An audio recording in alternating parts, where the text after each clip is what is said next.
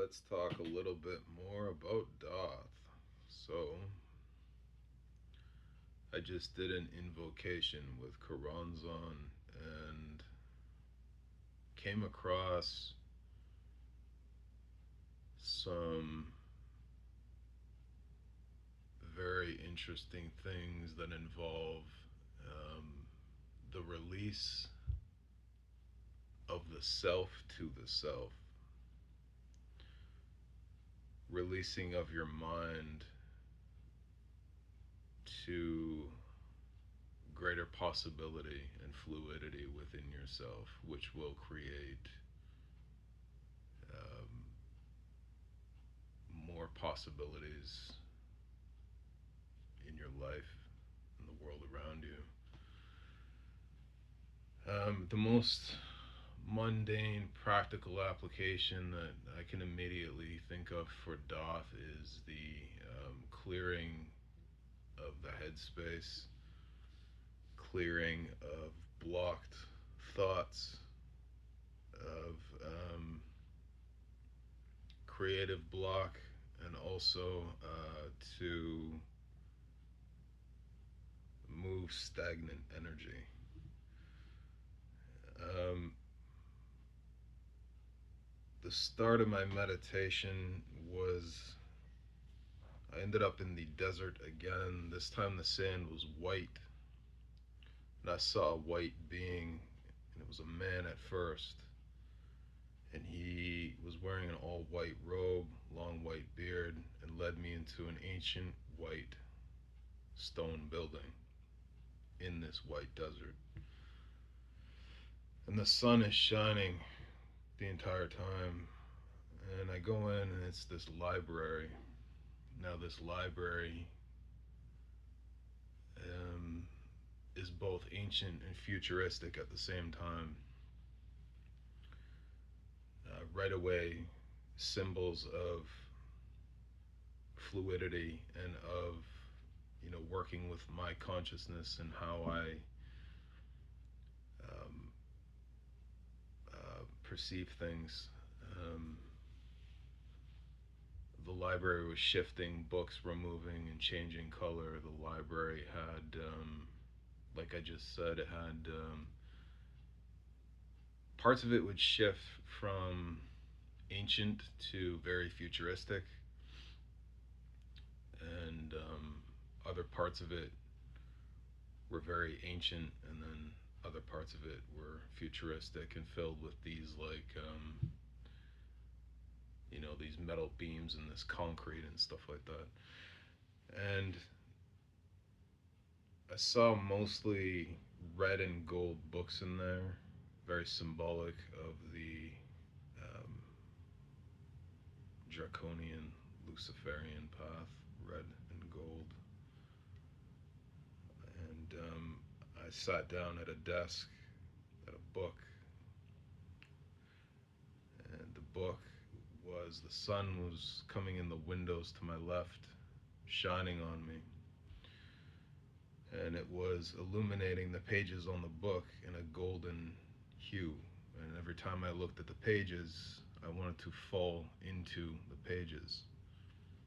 And so I did. I fell into them. And I had a feeling of overwhelming ease and lack of burden. And then I started seeing tunnels and hallways connecting from the library. And it was at this point I realized that the library is more or less the central command area of myself. And the hallways connecting from the library are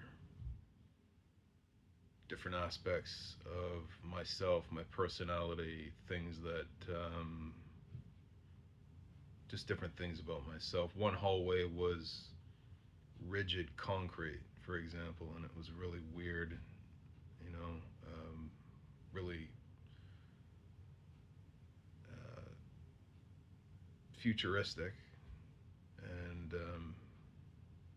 a bit stale and a bit rigid. Another hallway was organic and fleshy and had screams coming out of it.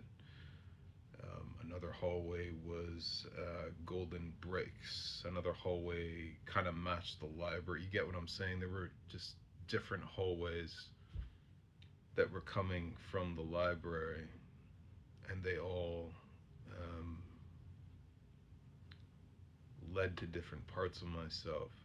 And I had this overwhelming feeling that I could suddenly access myself on a very different level than I've been able to access before. Access parts of myself in a very different level than I could access before. A very fluid feeling. And the knowledge coming into me was that of you need to just let your mind go where your mind is going to go. Now, I'm going to be very honest. I'm very good at what I do in my ritual work. Um,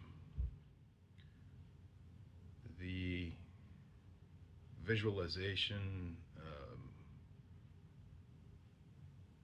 calling upon entities, invoking, evocation, all that stuff came very natural to me when I started doing this. But this shows me deeper and deeper layers of just fluidity that I haven't seen, and I can't even explain it. I don't have words for how I'm feeling, and I don't have words for it, quite exactly what Choronzon was um, showing me with my own consciousness. Now, it was at this point she actually appeared to me, and it stopped me dead in my tracks. And there's nothing quite like when an entity comes to you in a ritual process. It's unmistakable. It's undeniable. I stopped breathing, and as I held my breath in, I didn't do it on purpose, but it was just, it caught me. She's very intense and very feminine and very intense, and her presence still lingers as we speak. She's like showing me images of the old sculpt statues of that you find in old cathedrals of saints and things like that.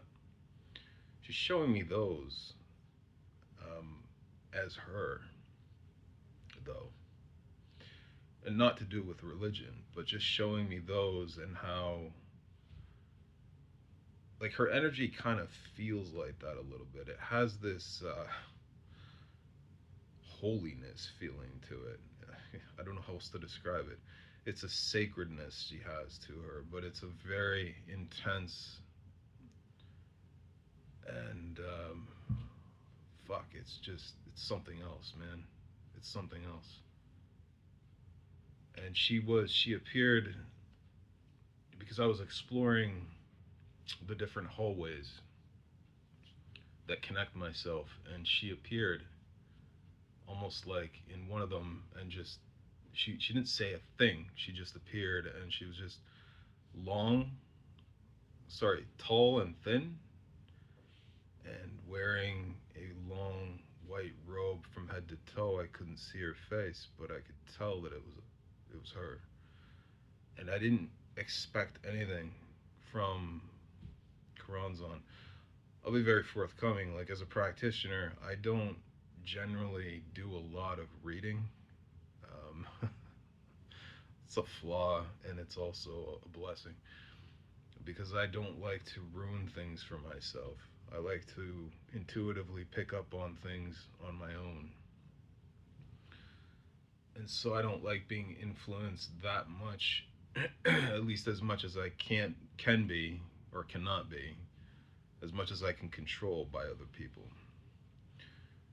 Um, you know, so I kind of limited my exposure to what other people have experienced and seen Choronzon as. Now, saying that, that's how I experienced her so far.